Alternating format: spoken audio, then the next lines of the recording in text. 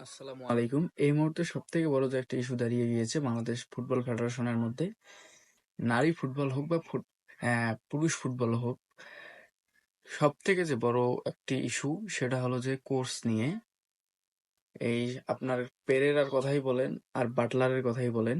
পেরেরা অবশ্যই ছেলেদের কোচ এবং বাটলার হচ্ছে মেয়েদের কোচ। এই বাটলারকে নিয়ে মেয়েরা বর্তমান এই ৭ জন মেয়ের মতো ফুটবল প্লেয়ার বাংলাদেশের, তারা প্রতিবাদ করতেছে যে এই কোচকে অতি বিলম্বেই বদলি করার জন্য। কিন্তু বাফুফে এটা মাথায় নিচ্ছে না। তারা নাকি গত ৬ মাস হতে এই বিষয়টা নিয়ে কথা বলতেছে বাফুফের সাথে, কিন্তু বাফুফে এই বিষয়টা মাথায় নিচ্ছে না।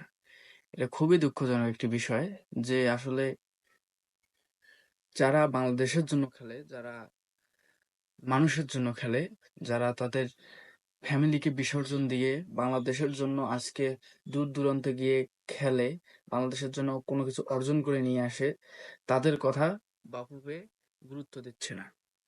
কেন গুরুত্ব দিচ্ছে না সেটা আমরা জানি না, কিন্তু তারা যে বিষয়গুলো তুলে ধরেছে মেয়ে ফুটবলাররা, আসলে সেগুলো অযৌক্তিক বা যৌক্তিক আমি কোনো কিছুই বলবো না।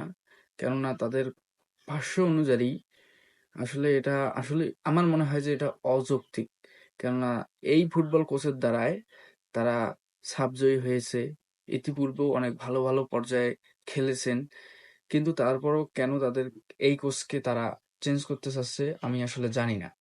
আর অন্য দিক থেকে যদি বলি তাহলে যে এই যে বাংলাদেশ ফুটবল ফেডারেশন বলেন, বিসিবি বলেন, যাই বলেন না কেন, এখানে এমন একটি পর্যায়ে হয়ে গিয়েছে। এর আগে ক্রিকেটের কথা যদি বলি, ন্যাশনাল টিমের মধ্যে সেই হাতুড়ি সিং আসছিল, এসে মনে হয় যে তার বাপদাদা সম্পত্তির মধ্যে তিনি খেলতেছেন, তার আর কোনো চেঞ্জ হওয়ার কোনো নামগন্ধই নেই। অন্যদিকে ফুটবলের যে ছেলেদের কথা বলেন, পেরেরা আছে, এই পেরেরার ব্যর্থতার কোনো শেষ নেই। সে গত ২ বছরে বাংলাদেশ টিমকে একটি ৯ নম্বর জার্সি দিতে পারেনি। সেই পেরেরা এখন পর্যন্ত নতুন করে চুক্তিতে আবার আবদ্ধ হয়েছে। আর নারী ফুটবলার তো কথা বাদেই দিলাম, তাদের তো বিষয় আপনারা সবাই জানেনই। সুতরাং এই যে একটা বিষয় কোর্স নিয়ে, আমাদের দেশে যে আসলে ফুটবল আর ক্রিকেট বলেন, যাই বলেন না কেন, এই ক্রীড়া বিষয়ে যে টাকা পয়সা খরচ করা হয় না তা কিন্তু না। সরকারের পক্ষ থেকে যথেষ্ট পরিমাণ টাকা পয়সা দেওয়া হয়, কিন্তু হয়তো ভালোভাবে তদারকি হয় না। তো এই যে একটা ব্যর্থতা, এই ব্যর্থতা অবশ্যই কাটিয়ে ওঠানো উচিত। প্লেয়ারদের মন মানসিকতার উপর ডিপেন্ড করেই আসলে সবকিছু করা উচিত। না হলে এরা বাইরে গিয়ে আসলে তাদের যদি মন মানসিকতা ঠিকঠাক থাকে তাহলে আসলে বাংলাদেশের জন্য কিছু করতে পারবে না।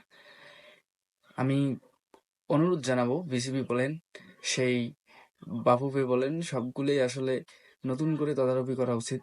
আসলে কি সমস্যা, সবকিছু সমস্যা তুলে আনানো উচিত। মেয়েরা যদিও বলেছে আসলে এটা হয়তো পার্সোনাল কোনো সমস্যা, যার কারণে তারা মিডিয়ার সামনে বলেনি।